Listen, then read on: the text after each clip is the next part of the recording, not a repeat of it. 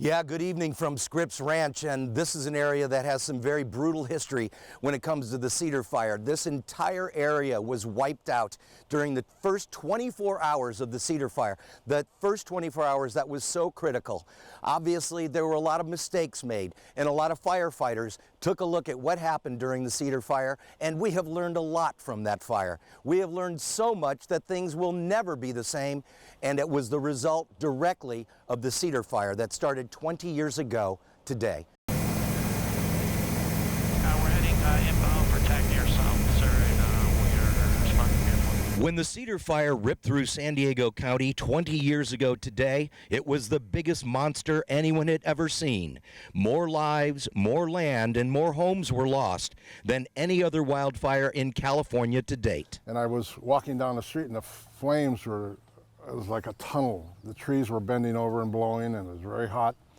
And all of a sudden, everything just started to come down. Fast forward 20 years to the day, and all of those homes have long been rebuilt, the scorched land fully recovered, and the way we fight wildfires has changed forever. As devastating as that fire was, we've learned a lot, so we're better now. Better now because of the lessons we learned back then, like the nighttime curfew on fighting fires. The Cedar Fire was started by a hunter about a half an hour before sunset.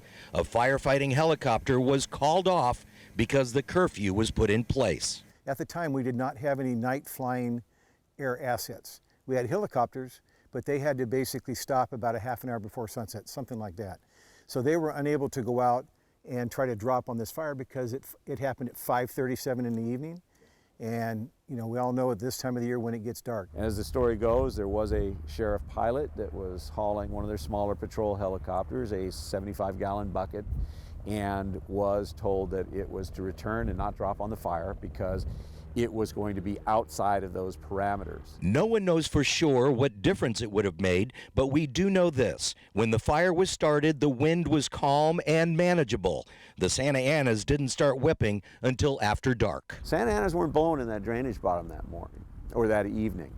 Those winds really didn't surface until after dark and into the evening, and once they did, well, you know the rest of the story. And the rest of the story, of course, was death and destruction like we had never seen before and hopefully will never see again. Shortly after the Cedar Fire, everything changed. So 6 months after the Cedar Fire, the city of San Diego had a night program that today continues to exist, and if a fire like that were to start today, could be called out there and continue to fight fire throughout the night. The Cedar Fire also changed the way the military joins forces in times of need.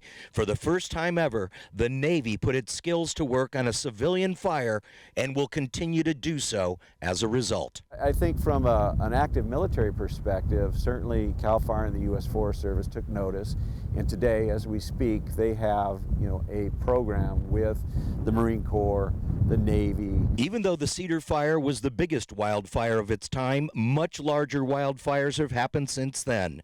No matter how advanced, however, we become in fighting fires, Mother Nature always seems to have the last word. It rained today, so what? If we got a Santa Ana later this week, this stuff would burn just as bad as it did 20 years ago. A couple of other things have changed forever as a result of the Cedar Fire, and one of them is what you're looking at here today, the building materials that were used. Back in those days, they actually had wood shingle roofs that were so flammable, just one spark would set that house on fire. Wood shingle roofs are now illegal in the state of California, primarily because of the Cedar Fire and the lessons we have learned. What about communications? Back in those days, some of the people didn't find out about this fire for 8 or 9 hours after it actually started. They found out when the fire department or the police came into the neighborhood with loudspeaker systems telling them to get out. Today, of course, we have social media, we have reverse 911, and we have satellites that can pinpoint exactly where the fire is, and we can find that on our phone. A lot of things have changed since the Cedar Fire, but one thing has not changed, and that is the state of California and San Diego is in fire season 365 days of the year, no matter how good our technology is. We're in Scripps Ranch on the 20th anniversary of, at that time, the largest fire in California history. Dan Plant, KUSI News.